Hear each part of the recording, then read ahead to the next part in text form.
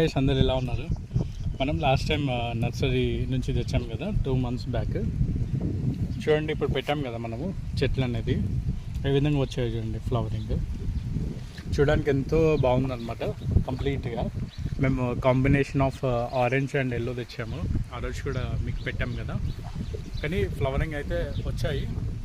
And కొన్ని చూడండి, ఇవి మొగ్గ దశ నుంచి ఇలా వస్తుంది, ఇలా నుంచి ఇలా, ఇక్కడ నుంచి ఇలా వస్తుంది అనమాట కంప్లీట్ ఫ్లవర్ అనేది.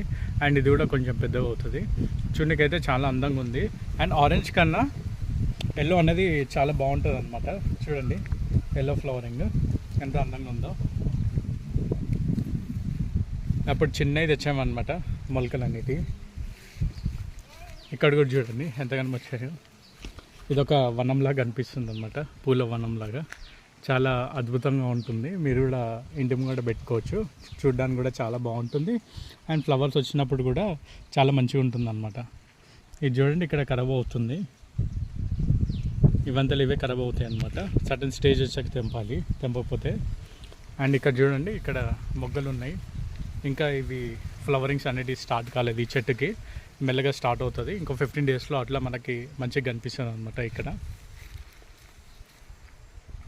కానీ combination of orange and yellow అయితే చాలా అద్భుతంగా ఉందండి ఇది. And that's it guys. Thank you for watching. Please like and subscribe. ఎవరికైతే ఫ్లవర్స్ అంటే ఇష్టమో వాళ్ళు కామెంట్ చేయండి. అండ్ మీకు ఏదైనా ఫ్లవర్ అంటే చెప్పండి, ఆ ఫ్లవర్ కూడా మనము నాటి చూపిస్తాము. And that's it guys. Bye. Thanks again, once again.